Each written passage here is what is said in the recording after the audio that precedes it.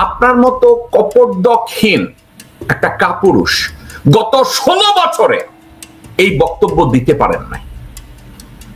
বাংলাদেশে আপনার মাকে নিয়ন্ত্রণ করছে যারা আওয়ামী লীগের হয়ে, আপনার মাকে যারা অসুস্থ বানিয়েছে আওয়ামী লীগের হয়ে, ভারতের হয়ে, আজকে ওই লোকগুলোর কাছে বশ্যতা স্বীকার করে তাদের নেতৃত্ব মেনে নিয়ে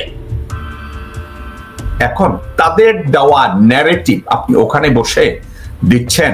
পিন্ডি নয়, দিল্লি নয়। আপনি বাংলাদেশের জন্য আদৌ কি করেছেন? আপনি করেছেনটা কি? আপনি আপনার বাবার সুসন্তান হিসাবে কি করেছেন? বিএনপি তো আপনার নিয়ন্ত্রণে নাই, বিএনপি কেউ আপনার কথা শুনে না। আপনি পিন্ডির নাম নেন কেন? পিন্ডি তো গত 54 বছরে বাংলাদেশে কোনো কিছু করে নাই। গত 54 বছরে পিন্ডি করেছে এমন একটা উদাহরণ আপনাকে যদি কেউ দেয় আপনি তো দিতে পারবেন না। তারেক রহমান, আপনি কেন লোকজনের সাথে ইন্টারভিউতে যান না আপনি জানেন? আপনার লেখাপড়া নাই। অনেকে বলে আপনি ম্যাচিউরড হয়েছেন, অনেকে বলে আপনি নাকি লন্ডনে বসে লেখাপড়া করেছেন। কি লেখাপড়া করেছেন? গত 54 বছরে পিন্ডি অর্থাৎ পাকিস্তান, পিন্ডি তো এখন নাই। পিন্ডি এখন তো পাকিস্তানের রাজধানীও না। পিন্ডিতে কোনো আইন প্রণয়ন হয় না, আইন প্রণয়ন হয় রাজধানীতে। তো আপনি এটা নিয়ে কি বলছেন? পিন্ডি নয়, দিল্লি নয়। আপনি পিন্ডিটাই আগে বললেন। যে পিন্ডি, যে পাকিস্তান গত 54 বছরে বাংলাদেশের কোন জায়গায় ইন্টারফেয়ার করে নাই, সে পিন্ডি নাকি পিন্ডির কোন লোক আপনাকে এসে বলছে এইটা সেইটা আছে নাকি কোথাও? নাই তো। আপনি পিন্ডির নাম নিলেন কেন? ইন্ডিয়ান ন্যারেটিভ তৈরি করতে হবে, ইন্ডিয়ার দেয়া লাইনটা আপনাকে পড়তে হবে। দিল্লি নয়, পিন্ডি নয়। কে দিছে? মাহদি আমিন। আপনি কি ওই ইদানিং সালাউদ্দিন আর মাহদি আমিনের দেওয়া তত্ত্বের উপরে লাফাইতেছেন নাকি স্পিচ রাইটার ওই বলদ এখনো আছে? দিল্লি নয়, পিন্ডি নয়। তারেক রহমান সাহেব, আপনাকে একটা কথা বলি, এই পৃথিবীতে টকার না, টকারদের লোকজন মনে রাখবে না। কাকে মনে রাখবে জানেন? ডুয়ার। আপনার সমস্যা কোথায় আপনি কি জানেন? আপনার দলের সবচেয়ে বড় সম্পদ বাংলাদেশের মানুষের ভালোবাসা এবং জনসমর্থন, তাও আপনার প্রতি না, আপনার মা এবং আপনার বাবার প্রতি, স্পেশালি আপনার বাবার প্রতি। এই জনগণ আপনার জন্য বুকের তাজা রক্ত ঢেলে দিতে তৈরি। আপনি ওই জনপ্রিয়তাটাকে গত 16 বছর কাজে লাগান নাই, গত 9-10 মাসে কাজে লাগান নাই। আপনি এখন কাজে লাগাতে গিয়েছেন ভারতের ন্যারেটিভ এবং ভারতের থিওরি বাংলাদেশে। ওই থিওরিটা কি? আপনি চাচ্ছেন ডক্টর মোহাম্মদ ইউনূস ডিসেম্বরের মধ্যে একটা নির্বাচন দিয়ে চলে যায়। আপনার মতো কপটদকহীন একটা কাপুরুষ গত 16 বছরে এই বক্তব্য দিতে পারেন নাই। বাংলাদেশে আপনার মাকে নিয়ন্ত্রণ করছে যারা আওয়ামী লীগের হয়ে, আপনার মাকে যারা অসুস্থ বানিয়েছে আওয়ামী লীগের হয়ে, ভারতের হয়ে, আজকে ওই লোকগুলোর কাছে বশ্যতা স্বীকার করে তাদের নেতৃত্ব মেনে নিয়ে এখন তাদের দেওয়া ন্যারেটিভ আপনি ওখানে বসে দিচ্ছেন। পিন্ডি নয়, দিল্লি নয়। আপনি বাংলাদেশের জন্য আদৌ কি করেছেন? আপনি করেছেনটা কি? আপনি আপনার বাবার সুসন্তান হিসাবে কি করেছেন? বিএনপি তো আপনার নিয়ন্ত্রণে নাই, বিএনপি কেউ আপনার কথা শুনে না। আপনি বাংলাদেশে যেতে ভয় পাচ্ছেন। আপনার মামার নিয়োজিত মঈন আপনাকে যেই উষ্টা দিছে, ওই উষ্টার ব্যথা আপনি তো সারা জীবনে ভুলবেন না। আমিও ভুলতাম না যদি ওই উষ্টা আমি খাইতাম। আজকের আপনি ইন্ডিয়ান ন্যারেটিভ শুরু করলেন, পিন্ডি নয়, দিল্লি নয়। কারণ পিন্ডি তো এখন বাংলাদেশে গত 54 বছরে কিছু করে নাই। পিন্ডি কি গত 54 বছরে ভারতের মতো করিডোর নিছে? রোড করিডোর নিছে, পানি করিডোর নিছে, আকাশ করিডোর নিছে? বাংলাদেশের বর্ডারে হামলা চালাইছে, পিন্ডির লোকজনরা বাংলাদেশের সীমান্তে এসে বাংলাদেশিদেরকে খুন করছে, বাংলাদেশের কমার্সে যেভাবে ইমব্যালেন্সড ওইটা করছে, কিছুই করে নাই, কিছুই করে নাই। বাংলাদেশের কলকারখানা বন্ধ করছে পিন্ডি, করে নাই। কিন্তু কি করছে জানেন?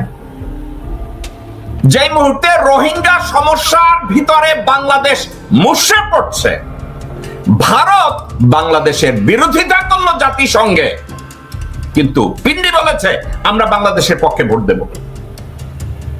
তারেক রহমান, ওইটা কি আপনারা মনে করাই দেব নাকি মনে আছে? রোহিঙ্গারা যখন বাংলাদেশে ঢুকলো, জাতিসংঘে যখন রোহিঙ্গা ফেরত দেওয়ার ব্যাপারে আলাপ আলোচনা শুরু হলো, ভারত জানায় দিল যে রোহিঙ্গা সমস্যা নিরসনে ভারত বাংলাদেশের পক্ষে ভোট দেবে না। কিন্তু আপনার ওই পিন্ডি বাংলাদেশের পক্ষে ভোট দিছে। তারেক রহমান সাহেব, এটা কি আপনি মনে আছে নাকি এগুলো নিয়ে পড়ালেখা করেন নাই?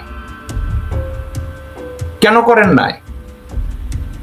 নাকি ওইখানে বসে বসে খালি আপনি তেল মারে, সানি তেল মারে, সায়ান তেল মারে, হুমায়ুন তেল মারে, যারা হাতে তেল আর ঘেরতো লইয়া যায় আপনি ওইটাই পইটা যান? তারেক রহমান সাহেব, আপনার স্টাডিতে কি আসছে? রোহিঙ্গা নিধন শুরু হয়েছে একটা উদ্দেশ্যে, রাখাইনকে রোহিঙ্গা মুক্ত করবে। কেন? রাখাইনে ভারতের বিমান ঘাঁটি বসবে, সেনানিবাস বসবে,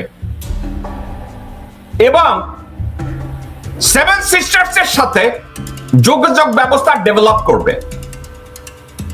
এই রোহিঙ্গাদেরকে ওখান থেকে নিধনের জন্য ভারত মায়ানমারের বাজেটের 1/3 ডোনেট করত, 4 বিলিয়ন 5 বিলিয়ন মায়ানমারকে দিত। আপনি স্টাডিতে আপনি পড়ছেন, এটা নিয়ে আপনি কথা বলছেন, এটা নিয়ে বিবৃতি দেওয়ার মতো আপনার যোগ্যতা আছে? কোনদিন বলেছেন বিষয়টা এই? আপনি তো বলেন নাই। তারেক রহমান সাহেব, আপনি নিজে যদি না জানেন, কান খুলে শুনে রাখেন। রাখাইনে রোহিঙ্গাদের কাটা শুরু হয়েছে ভারতের পয়সায়, যাতে রাখাইনটাকে রোহিঙ্গা মুক্ত করে ভারতের যোগাযোগ ব্যবস্থা, সেনানিবাস ওখানে তৈরি করা যায়। করে না, ওদের ভিতরে শুধু কাজ করে নেমোখারামি, বেঈমানি, দেশদ্রোহিতা, মুনাফেকি, ফাসেকি, এগুলো ওদের মধ্যে কাজ করে। হাসিনা বলছে, কেন বলছে জানেন? হাসিনার চেয়ে ভালো আর কে জানে? এই হাসিনা আমানুল্লাহ আমানকে বসায় বসাইয়া কলা খাওয়াইছে, বলছে তোমার ব্যক্তিগত খোঁজ খবর নেব, এবং আমানুল্লাহ আমান এই দায়িত্ব পালন করেছে। কেমনে পালন করেছে জানেন? পুরো আন্দোলনের মুখে পুলিশদের কানে কানে বলে, প্রধানমন্ত্রীকে বলেন আমি আমার দায়িত্ব পালন করছি। মির্জা ফাক সে বলছে আন্দোলনে লক্ষ লক্ষ লোক তার সামনে, যেখানে লক্ষ লক্ষ লোকের শক্তি তাকে বলিয়ান করবে, বলিয়ান না হয়ে সে মাইক্রোফোনে বলে এবার কি বলবো। মির্জা ফাক তার জবাবে হাসিনা বলছে তোমরা মুনাফেকের গোষ্ঠী, তোমরা ফাসেকের গোষ্ঠী, তোমরা বেঈমান, তোমাদের ভিতরে কোনো ইমানদারিত্ব নাই, আনুগত্য নাই, তোমাদের ভিতরে কোনো দেশপ্রেম নাই, তোমরা হচ্ছে বেঈমানের দল। এবং এই বেঈমানের দলগুলোকে নিয়ে বেগম জিয়া জানার পরেও বেগম জিয়া তাদেরকে নিয়ে রাজনীতি করে, এবং বেগম জিয়া অনেক কষ্টে এই কথাটা বলছে। উনি টের পেয়ে গেছে যে বিএনপির এরা মুনাফেক, এদের কোনো আনুগত্য নাই, এদের কোনো অস্তিত্ব নাই, এদের কোনো ধর্ম নাই, এদের কোনো উদারতা নাই, এদের কোনো ঈমান নাই, এরা বেঈমান, এরা বলেছে।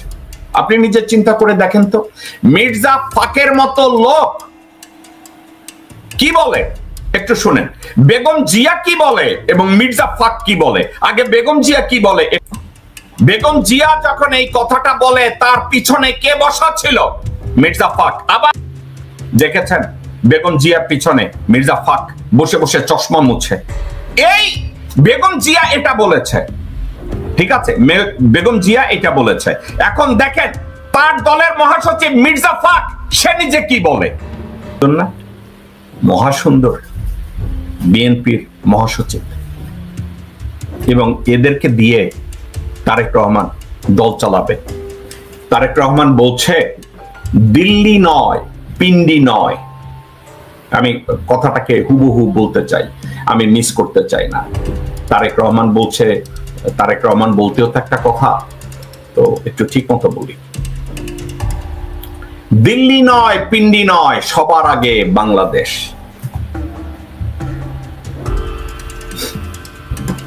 আমার কি প্রশংসা করা উচিত না?